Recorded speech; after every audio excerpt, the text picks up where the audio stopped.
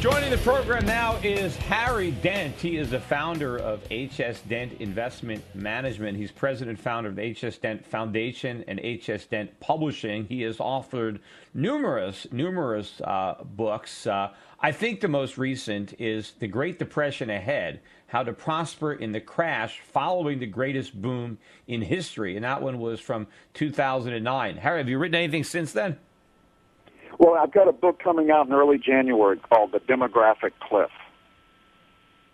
The Demographic Cliff. Yeah, that's been one of your themes now, I think, for at least the last few years, and I've heard you speak, and you often talk about demographics as one of the reasons for your outlook for deflation. Why is demographics deflationary?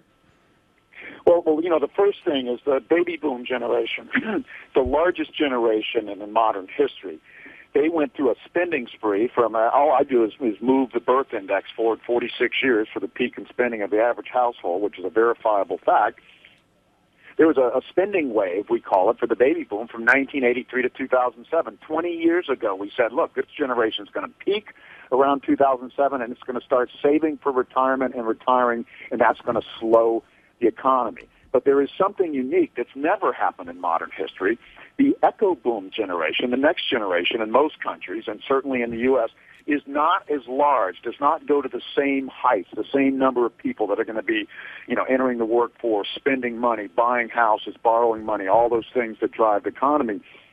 So when you get that, you get the aging of a population, and Japan's already seen that. Japan's baby boom peaked way back in the early to mid 1990s, and they've been in this downward slope, and they've been in a coma economy ever since, even despite endless quantitative easing like we're doing here. So the aging of a population, we show that young people are expensive to raise and incorporate in the workforce, and when they're entering the workforce, you get inflationary trends as we got in the 60s and 70s. When you've got more people start to exit and retire than enter, older people are more deflationary. So demographics has a mild impact on deflation, but that's not the biggest factor we stress. Right, but also, you know, there's no shortage of young people. Certainly in the emerging markets, you've got lots of people that are going to be buying and spending lots of money. So maybe you've got, a baby bust in the U.S., but there are people all around the world, right, that are still going to be out there competing with American and Japanese consumers. So there's plenty of consumption and spending going on, even if you believe that there might be a decline in the United States or Japan. Yeah, no question. That's what you have right now. You have inflationary tendencies in emerging countries, and our quantitative easing is aggravating that for them. Countries like India and Indonesia and China to a lesser degree. And you've got deflationary tendencies in countries like Europe and the United States and Japan. So you're right. There are two things going on at once, and over time, there's no question there's going to be more inflationary tendencies from the emerging countries. But, I mean, the developed countries are still close to two-thirds of GDP in the world.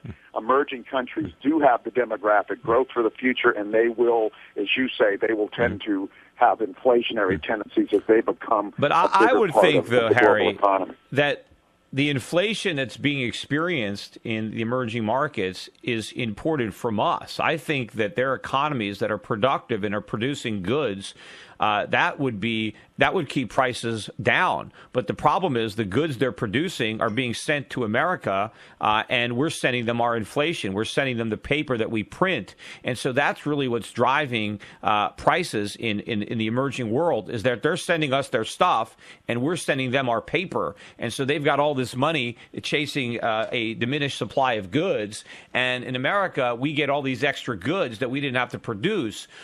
So I would think that even though there are some deflationary pressures in the U.S., that they will be overwhelmed by a tsunami of inflation when foreign central banks stop buying dollars and let our currency sink, and then the U.S. government has to kick the printing presses into high gear in order to monetize all the debt and keep all the bubbles inflated. Yeah, that could happen at some point. But again, what you have is inflation, inflationary tendencies today in emerging countries, and our quantitative easing and money printing is feeding that. But we have deflation. Now, the biggest reason we have deflation is not demographics. The biggest reason is debt deleveraging. If you look at history, every debt bubble, the one that peaked in 1835 and 1872, and then, of course, 1929, and that one 2008, every debt bubble in history has been followed by a deflationary period. Now, not forever. Deflation is always a temporary thing before you return to inflation again. But when debt deleverages, you're destroying money. When bank loans fail, money is disappearing that governments created and the economy created. But every time we borrow money, we are creating money out of thin air, whether it's government bonds or whether corporate borrowing, consumer borrowing for mortgages. We're creating money, and when you have a debt crisis like the 1930s, that money gets destroyed. Now, what's happening, though, is our governments are not letting this happen like they did in the 30s. They're just saying, no, we're going to print money to stop this debt deleveraging. Japan never really let its massive debts deleverage very much, a little bit on the corporate side, but consumer debt didn't deleverage, financial institution debt didn't deleverage, and government debt's gone from 60% of GDP to a whopping 250%. So they have more debt than they did before their crisis set in. So for the first time in history, governments are saying, no, we won't have debt deleveraging. We won't take the consequences of our excessive borrowing, and we'll just keep the bubble going forever. Well, obviously, there's no way you can keep the bubble going forever. That's where I would, take issue with you, because I agree with what you're saying. But if you look back at the period of the 1930s, right, we were still on a gold standard. Money actually had value. The government couldn't create it out of thin air. Even though they devalued the dollar in the 1930s, it still had real value. There was a limit to the money creation. But if you look at a pure fiat system where there's no limit to how much money the government can create, they can create enough new money to prevent deflation in terms of that currency. They had hyperinflation in Weimar Republic, Germany. I mean, they had lots of debt, and that didn't bring about deflation. It has runaway inflation because the government chose the monetary easy way out. They print a lot of money, and I believe that you're not going to see the deflation in terms of dollars. I think where you're going to see it, Harry, is in gold. If you want to think about gold as money, and you want to think about what's going to happen to the price of stuff, and particularly assets like stocks or real estate priced in gold, then I think you're going to see a bigger deflationary collapse than what we saw in the 1930s. But if you're going to talk about it in terms of dollars that they can create out of thin air, they could literally drop trillions of them from helicopters. The dollar could lose far more value than anything else that you would buy with it. Well, first of all, Peter, the dollar has not lost value since this crisis started. We went into recession in January of 2008. The dollar went up 27% at best when Lehman Brothers was melting down, and it's still up 10 to 15% from there. The dollar has not been going down only because, yes, we have been printing money recklessly, but other governments, Japan and Europe, have been printing as much or more. So everybody's printing money, and currencies trade relative to each other. So the thing is, to me... Sure, but one of the big differences, Harry, is that... Peter, just wait a minute. We'll only see deflation. We haven't seen it yet for good reason, because we're printing money to stop it. Only if debt deleverages. We've seen about $4 trillion in private debt deleverage, but we've seen $7 trillion in new government debt. So net... We're not deleveraging debt. You only see deflation if debt deleverages. If governments can keep debt from deleveraging, then you're right. We will not see deflation in dollars or anything. And the other thing is gold is going down. So I've been predicting because we've had 5 years of unprecedented money printing, and inflation's gone down, not up. So when gold saw that this year, gold said, oh, my gosh, I was expecting inflation. Yeah, well, gold's gone down now 1 year out of the past 12 or 13. And I think, this is not going to be a new trend. I think gold's going to resume its ascent. But, most of the money printing that's taking place, certainly in the emerging world, is simply to buy dollars. So they're printing money to buy our money, to prevent their currencies from rising. But you had a big announcement out of China a week ago. China is now saying we don't want to expand our balance sheet anymore. It's not in our interest. So they don't want to keep printing money. They don't want to keep buying dollars. They don't want to keep buying treasuries. So that means the Fed is going to have to print even more money and buy even more treasuries to pick up the slack from China. And, of course, if China stops buying, there's a whole host of countries that are also going to stop stop buying that have been in a competitive devaluation with China. So I think that it's only a matter of time. Yes, the dollar hasn't collapsed yet, but I think it's going to collapse under the weight of all the inflation that has already been created. And also, Harry, the government does not want to let interest rates rise. When they talked about tapering and then interest rates went up, so they backed off. The federal government now, I just mentioned it earlier in the show, is now monetizing 150% of the annual budget deficits when you look at what they're buying in mortgage-backed securities and treasuries. This is the highest ever. So the government is more addicted and more dependent on QE than it ever was. And not only can they not take it away, they're going to have to increase it. Yeah, Peter, I used to think, there's no limit. The government will only go so far. Well, I've thrown away that belief real quickly. They will print more and more because they're in this game. They keep doubling down their bets, and they have to keep in the game even though they're holding a bad hand, just like Germany holding a bad hand, bailing out Southern Europe. But they have to keep doing it or the whole thing falls down and Humpty Dumpty falls off the wall. To me, what happens is what could cause deflation temporarily would be if there is a financial crisis, if despite all this money printing, that interest rates keep going up and the U.S. real estate recovery fails. Europe, Greece, bad loans are going straight up in Greece and Spain, even though there's some recovery in Europe. If those countries have a banking crisis and need a big bailout, that could cause it. But the biggest thing I'm looking at, Peter, you're talking about, us printing money. China is printing condos and just overbuilding infrastructures, commercial real estate, unlike any country. They're driving their economy from the top down. 50% of GDP is government investment and building shit for nobody. It's unbelievable. Right, but a lot of that, Harry, a lot of that is the byproduct. It's going to be like an elephant falling over. Well, a lot of that, though, is the byproduct of their monetary policy, which is to prop up the U.S. dollar. In order to prop up the U.S. dollar, they have accumulated trillions of reserves, and the temptation is to spend them on something other than U.S. treasuries. And so the government has all this money, and they're spending it, but they wouldn't have any of that money if they simply would have let their currency rise. Their citizens would have that purchasing power, and Americans would be stuck with all the inflation that we've created. We wouldn't be able to export it abroad. But I want to get to one point. Then you can rebut it or take it on after the break. But you mentioned that the one thing that really could bring about deflation is a big financial crisis. But wouldn't the government's response to any financial crisis be even more money printing? Because if we have banks fail or real estate markets crashing again, we're going to get more QE. If the Fed goes from $85 billion a month in QE to $150 billion a month to $200 billion a month to whatever, who knows? I think that they will print as much money as they have to get the economy going. And even though it's never going to work, even though all the money printing will make it worse, it just guarantees that we're going to have more money printing. So I think a financial crisis is going to be inflationary because of how the government responds to it. Well, last time we had a crisis, the Fed did eventually come in and stimulate more strongly, but they lost control of the economy first. I think if Southern Europe blows up, if China's bubble bursts, and it's the biggest bubble I've ever seen. I've been studying China nonstop for the last year. It's just daunting what they're doing over there. I think that the economy could melt down first, and then they come in and try to stimulate on lag, and it's too little too late, or they just lose credibility.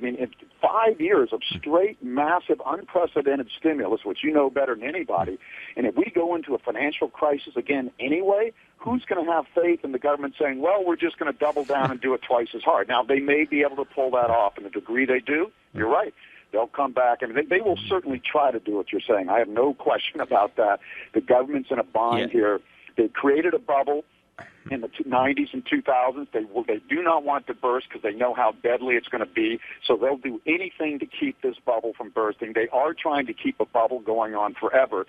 Anybody knows. I don't know how long it's going to take. I think it's going to burst early next year. That's what my indicators suggest. But you can't keep a bubble going forever. At some point, this thing will burst, and it will be only worse because they propped it up even more. So, I agree with you on one thing. This is the most reckless, dangerous, stupid monetary policy in all our history. The only time we've done anything close to this was in World War II, where we issued massive amounts of bonds and bought our own bonds, which is cheating. But we had to do it in a war period. You should not be doing this in a normal economic period. This is just and of course, Harry.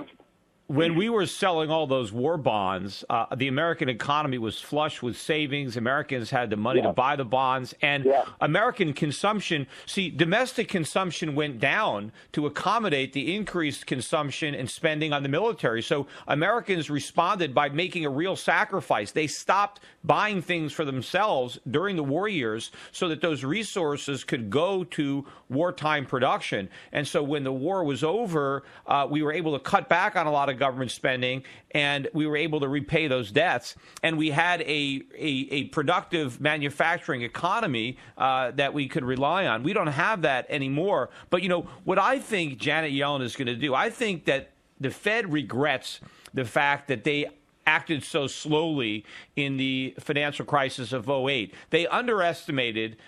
They really underestimated the impact. They underestimated how much of an effect their low interest rates had on the housing market. They underestimated the counterparty risk, the degree to which banks and the consumers relied on home equity. So they were too slow, and they regret that. I think they're going to make up for it this time, and they are going to put that monetary pedal to the metal. They've already got interest rates at zero, so the only thing they can do is bigger QE. So it's pure, injecting that inflation right into the economy, and plus I think in the next downturn the budget deficits are going to skyrocket in addition to Obamacare. So you're going to be talking about budget deficits much more than $1 trillion that the Fed's going to be monetizing. So they could be printing $2 or $3 trillion a year. And if the world doesn't absorb all that inflation, and I don't think it will, then I think the dollar gets killed and we get runaway prices. Here's the only problem, Peter. We don't control China and Europe. Yeah, we can print all we want here.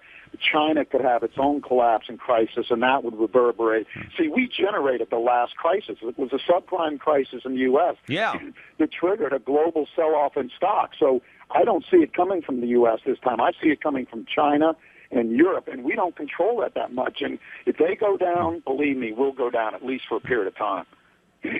Although I don't even look at it as China going down. I look at it as China, getting smart. I think that, if the Chinese stop, supporting the U.S. dollar and we see a doubling or tripling or more in the value of their own currency, there's going to be a restructuring in that economy. There's going to be winners and losers. But net, China is going to be in much better shape when they can, produce for themselves as opposed to producing for us. I don't see China. I see China as the biggest bubble ever, and I'm going to bet anybody on this, biggest bubble ever to burst. Real estate is up 6.6 times since 2000 when the real estate bubble started. It would have to drop 85% just to correct that bubble, not the past gains. And most bubbles go back to where they started. So that would be devastating for China. They have bigger down payments, so it's less of a bank insolvency thing, even though it's partially that. The rich Chinese control 85% of the real estate, and that's all their savings. They save 60 to 70% of their income and put almost all of it in real estate. They would be devastated. They drive 60% of the income and 50% of the consumer spending there. China would have a super hard landing. I think that real estate prices will come down in their own currency terms, but their own currency will rise dramatically in value. So the net effect on their purchasing power and their position in the world. 35%. That'll kill their exports, Peter, which are 35% of the economy. Then they're dead from that. China's got nowhere to go but first. They're going to consume that production. No, they're going to consume that production. They're not going to need to export it. Their own consumers are going to have the purchasing power to afford it. The biggest real estate bubble burst where they got all their savings. You think they're going to keep spending? No. They're earning their wages. They're earning, and their cash savings are going to go up. But Harry, you know what? Right here on the radio, we're going to make a bet. China bursts in the next 3 years, and it bursts. All right. Well, it's going to go down hard. Well, I think if China bursts, it's much worse for us, just like the Great Depression was much worse for the UK than it was in the U.S.